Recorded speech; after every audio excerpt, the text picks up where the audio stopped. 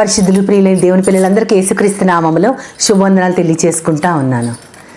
అపరాధినై అంధుడనై అపవాదితో అనుచరునై, అపరాధినై అంధుడనై అపవాదితో అనుచరునై, సంచరించితి చీకటిలో వంచన చేసితి ఎందరినో, వంచన చేసితి ఎందరినో దేవా పాపిని నిన్నాశ్రయించాను,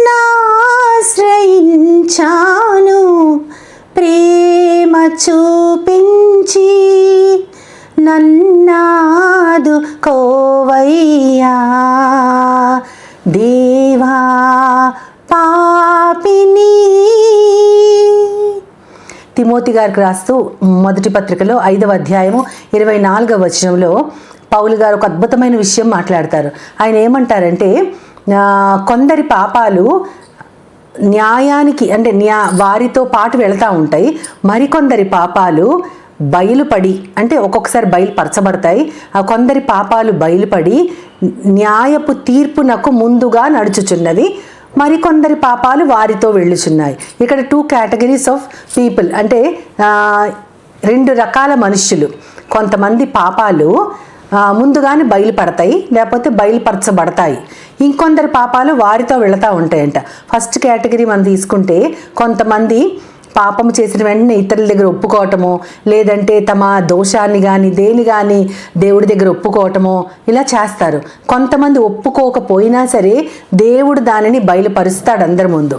దేవుడు ఎందుకు బయలుపరుస్తారంటే వారు పశ్చాత్తాపం పొందటానికి, శిక్షకు గురి కాకుండా ముందుగానే బయట పెడితే వారు మారు మనసు పొందుతారని దేవుడు కొంతమంది పాపాలని బయట పెడతా ఉంటారు. అందుకని కొందరి పాపాలు న్యాయపు తీర్పునకు బయలుపడి వారికి ముందుగా నడుచుచున్నవి అని పౌలు గారు అంటారు. ఆ పాపాలు వాళ్ళ ద్వారా బయటపడతాయి, లేదంటే ఇతరులు బయట పెడతారు. మనం తీసుకుంటే దావీదు గారు బత్షెబతో పాపం చేసిన తర్వాత ఆయన దానిని దాచిపెడతాడు, ఎవరికి తెలియదు అనుకుంటాడు. కానీ దేవుడు నాతాను ప్రవక్త ద్వారా అది బయట పెట్టిస్తారు. అప్పుడు ఆయనకి అప్పటిదాకా ఆయన దాచిన పాపం, అవును ఇంత భయంకరమైన పాపం నేను దేవునికి వ్యతిరేకంగా చేశానా అని దేవుని దగ్గర ఆయన పశ్చాత్తాప పడటానికి ఒక మార్గం తెరవడానికి దేవుడు నాతాను ప్రవక్త ద్వారా దానిని బయట పెట్టించాడు. అదేవిధంగా మనం దైవ గ్రంథంలో చూస్తే, ఇదంతా మన సమూయేలు గారు రాసినటువంటి మొదటి గ్రంథంలో 12వ అధ్యాయంలో మనం చూస్తాం, 2వ గ్రంథం 12వ అధ్యాయంలో చూస్తాం. అదేవిధంగా యెహోషువ గ్రంథంలో మనం 7వ అధ్యాయంలో చూస్తే కొన్ని వచనాలు మనకు కనపడతాయి. మనకు అక్కడ 7వ అధ్యాయంలో కొన్ని వచనాలు, ఆ వచనాలు ఎవరిని గురించి తెలియచేస్తూ ఉంటాయంటే ఆకాను గారి గురించి తెలియచేస్తూ ఉంటారు. అక్కడ ఆకాను గారు తను ఆశపడి శత్రువుల గుడారం నుంచి తెచ్చుకున్నది దాచుకుంటాడు. కానీ అతను దాచుకోవటం వల్ల, వద్దన్నదాన్ని తెచ్చి దాచుకోవటం వల్ల మొత్తం అందరి మీదకి కూడా శాపం రప్పించబడుతుంది. కానీ అది దేవుడు బయలుపరుస్తాడు దాన్ని. ఆకానే ఒప్పుకుంటాడు యెహోషువ గారు అడిగినప్పుడు. అయితే అతను అది ఒప్పుకున్న తర్వాత కూడా ఆ ఉగ్రత అతని మీదకి వస్తుంది. అలాగ కొంతమంది పాపాలు బయలుపరచబడతాయి వాడు ఒప్పుకోకపోయినా. అననీయ సప్ఫీర గురించి చూస్తే అప్పొస్తలుల గ్రంథంలో 5వ అధ్యాయంలో వారి గురించి ఉంటుంది, మొదటి 10 వచనాలు కూడా. వారు పరిశుద్ధాత్మకు వ్యతిరేకంగా ఎవరు కూడా వారిని ఒప్పించరు ఈ విధంగా చెయ్యమని. కానీ వారికి వారే స్వయంగా దేవునికి ఇవ్వడానికి ఒప్పుకొని మళ్ళీ వారికి వారే దాచుకుంటారు అందులో కొంత డబ్బుల్ని. అప్పుడు పేతురు గారు వారిని ప్రశ్నించినప్పుడు వారి పాపం బయటపడుతుంది, దానికి తగిన శిక్ష కూడా వెనువెంటనే వారు పొందుతారు. ఈ విధంగా పాపాలు వాళ్ళు బయట పెడతారు, లేదా దేవుడే వాటిని బయలుపరుస్తాడు. ఎందుకు అంటే ఈ లోకములో మన పాపము బయలుపడటం అంటే అది దేవుని యొక్క మహాకృప. అవును పాపం చేశాను, దేవుని యొక్క తీర్పు, అమ్మో ఆయనని ఫేస్ చేసినప్పుడు ఆయన న్యాయపీఠం దగ్గరికి వచ్చినప్పుడు దేవుడు నాకు శిక్ష విధించకుండా ఇప్పుడే నా తప్పుని తెలుసుకొని పశ్చాత్తాపం పొందితే అప్పుడు దేవుడు నన్ను కనికరిస్తాడు అని దేవుని దగ్గర మన పాపాన్ని ఒప్పుకోవడానికి అది ఒక విధానము. అలా కాకుండా ఆ రెండవ సెంటెన్స్లో, అదే సెంటెన్స్లో రెండవ భాగం ఉంటుంది, కొంతమంది పాపాలు వారి వెంట వెళ్ళుచున్నవి. ఇది చాలా భయం గొలిపేటటువంటి మాట. దానిని తలచుకుంటా ఉంటే కొంతమంది పాపం చేస్తారు, అయితే అది బయటపడదు, వాళ్ళు బయట పెట్టరు, వాళ్ళు మామూలుగానే ఉంటారు, వర్ధిల్లుతూ ఉంటారు లోకంలో.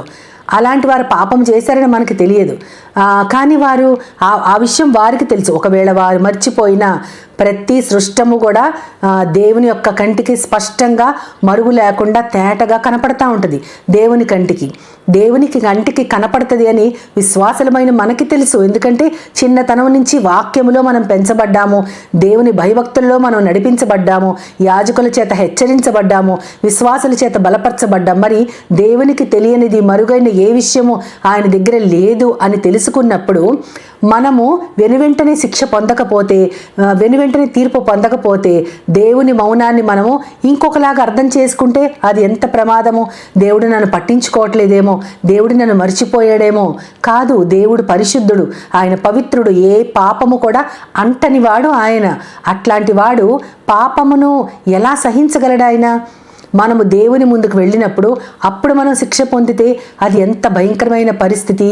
ఆయన మనకి ఎన్నో అవకాశాలు ఇస్తూ ఉంటారు. ఆయన దగ్గరికి వెళ్ళే లోపే మనము గనక పశ్చాత్తాప పడకపోతే, రోమీలకు రాసిన పత్రికలో ఒక మంచి మాట ఉంటుంది, అక్కడ 5వ అధ్యాయంలో ఉంటుంది, అక్కడ 2వ వచనంలో ఉంటుంది, ఆ తర్వాత 4వ వచనంలో కూడా ఉంటుంది. దేవుని యొక్క అనుగ్రహము ఆయన అనుగ్రహ ఐశ్వర్యం అని ఉంటుంది. మారు మనస్సు పొందటానికి నిన్ను ప్రేరేపించట్లేదా? ఆయన అనుగ్రహాన్ని నువ్వు తృణీకరిస్తున్నావా? అంటే దేవుడు నిన్ను ఇంకా చూస్తున్నాడు కానీ ఆయన వదిలేస్తున్నాడు. నీ పట్ల దయను కనపరుస్తున్నాడు, నీ పట్ల అనుగ్రహాన్ని ఇస్తున్నాడు. ఆయన అనుగ్రహము, అమ్మో దేవుడు ఇంకా నన్ను శిక్షించలేదే, ఇంకా నా గురించి ఏమీ ఒక స్టెప్ తీసుకోలేదు, నన్ను పనిష్ చేయట్లేదంటే అప్పుడు మనం ప్రేరేపించబడాలి. ఆయన అనుగ్రహానికి మనం ప్రేరేపించబడి మనం మారు మనస్సు పొందాలి. అలా పొందకపోతే మరుసటి వాక్యం ఉంటుంది, నెక్స్ట్ వాక్యం అక్కడ, నీ కాఠిన్యము, నీ హృదయమును అనుసరించి, నువ్వు చేసిన పనులను అనుసరించి ఉగ్రత దినమందు, తీర్పు దినమందు నీకు నీవే ఉగ్రతను సమకూర్చుకొందువు అని ఉంటుంది. అంటే నీ కాఠిన్యమును అనుసరించి, నీ హృదయపు భావాన్ని అనుసరించి నువ్వు గనక దేవుని దగ్గర ఏది ఒప్పుకోకపోతే ఉగ్రతని నీకు నీవే సమకూర్చుకుంటున్నావు, గ్యాదర్ చేసుకుంటున్నావు. దేవుని యొక్క అనుగ్రహం నీ మీద ఉందని తెలిసినప్పుడు మారు మనస్సు పొందితే వెల్ అండ్ గుడ్. లేదా దేవుడు నన్ను వదిలేశాడు, నాకు పనిష్మెంట్ లేదని నువ్వు అనుకుంటే కనుక అది ఒకదానిని నువ్వు గ్యాదర్ చేసుకుంటున్నావు. దేనిని నువ్వు కలెక్ట్ చేస్తున్నావు అంటే దేవుని యొక్క ఉగ్రతని కలెక్ట్ చేసి చివరికి ఆ ఉగ్రతతో పాటు దేవుని మందు మనల్ని నించోపెట్టబడితే, అక్కడ నిలబెట్టబడితే మనము, అప్పుడు దేవుని ఉగ్రత మన మీద ఎలా ఉంటుంది? దీనిని ఆలోచించడానికి ఒక భయంగా ఉంది. కానీ విశ్వాసులకి ఇది ఒక హెచ్చరిక అంతే. దేవుని యొక్క అనుగ్రహ ఐశ్వర్యాన్ని మనము తృణీకరించకూడదు. మన పాపాలు మనకు ముందు నడిచినప్పుడు మనము దేవుని దగ్గర ఒప్పుకుంటే అది మనల్ని చాలా, అంటే దేవుని తీర్పుకు గురి చేయదు. అలా కాకుండా మన పాపాలు మనతో పాటే వస్తే గనక, పరలోకానికి మనతో పాటే వస్తే గనక మనకు మనమే ఉగ్రతని సమకూర్చుకున్నట్లు లెక్క. కాబట్టి దేవుడు మనకిచ్చినటువంటి అవకాశాలు ఎన్నో ఉంటాయి. అవి ఎన్నో వాటి ద్వారా వస్తాయి. మనుషుల ద్వారా అవకాశాలు రావచ్చు, ప్రార్థనలో దేవుడు మనకి గుర్తు చేయొచ్చు, లేదా ఎవరైనా బాధపడుతున్నప్పుడు, అవును ఒకానొక సిచ్యుయేషన్లో నాకు కూడా ఇటువంటి బాధ కలగాల్సిందే కానీ కలగలేదంటే, అమ్మో దేవుని దగ్గరికి వెళ్ళే లోపు నేను ఆయన దగ్గర ఒప్పుకోవాలని మనము గనక దేవుని వాక్యపు వెలుగులో ఆయన పాదాలు పట్టుకుని బతిమలాడితే ఉగ్రతని మనం సమకూర్చుకోము. కాబట్టి మనందరము కూడా మన జీవితాల్లో మన వెంట మన పాపాలను తీసుకెళ్ళొద్దు. మనకి ముందే అవి నడిచినప్పుడు దేవుడే వాటిని బయట పెట్టేలోగా, ఒక్కొక్కసారి మనుషుల ముందు మన పాపాలు బయట పెట్టబడితే చాలా అవమానం ఫీల్ అవుతాం. ఈలోపే మనకి గనక మనస్సాక్షి ఖచ్చితంగా దానిని మనం అభ్యాసం చేసుకుంటే మన మనస్సాక్షి దేవునితో ఏదైతే దేవుని వాక్యముతో సమ్మతి లేకుండా ఉంటుందో వాటినన్నిటినీ మనము దేవుని ముందు ఒప్పుకొని దేవుని ఆత్మతో మనల్ని మనం సమ్మతి పరుచుకొని సమాధానపడాలి. ఆ విధంగా మనమందరం ఉండి దేవుని అనుగ్రహైశ్వర్యము తృణీకరించకుండా ఆయన దగ్గరికి వెళ్లే లోపే ఆయన దయను పొందాలి. అంతేకాకుండా మనం ఆయన దగ్గరికి ఉగ్రతని మాత్రం మోసుకెళ్ళకూడదని దేవునిని వేడుకుంటూ ఆయనని ప్రార్థించుకుంటూ ఆయన సహాయాన్ని కోరుకుందాం. ప్రేమ నమ్మకం గల నా ప్రియ పరలోకపు తండ్రి, నాయన మేమందరము కూడా మా పాపాలని ఎవరో బయటపెట్టడం కాకుండా ప్రభా, మేము ప్రభా మనస్సాక్షి చేత గద్దించబడి నీ దగ్గర మా పాపాలన్నింటినీ ఒప్పుకొని విడిచిపెట్టి ప్రభా విశ్వాసంతో ముందుకు సాగుతూ నీ అనుగ్రహైశ్వర్యాన్ని పొందాలి ప్రభా. అలా కాకుండా ప్రభా మా హృదయ కాఠిన్యాన్ని బట్టి ఉగ్రతని మేము సమకూర్చుకోకూడదు ప్రభా. మా పాపాలు మాతో పాటు నీ దగ్గరికి రాకూడదు ప్రభా. నాయన అట్టి గొప్ప పరిస్థితిని మాకు ఇవ్వమని, మేమందరం నీ దగ్గరే ఈ లోకాన్ని విడవక ముందే పరిశుద్ధులుగా నీ కుమారుడి పోలికలకు చెక్కబడాలని నన్ను మమ్మల్ని అందరినీ నీ పాదాల వద్ద పెట్టుకుంటూ నీ ప్రియ కుమారుడు నా ప్రియ ప్రభువైన యేసుక్రీస్తు వారి ద్వారా కోరి ప్రార్థిస్తున్నాను పరమ తండ్రి. ఆమేన్, ఆమేన్, ఆమేన్. వందనాలు.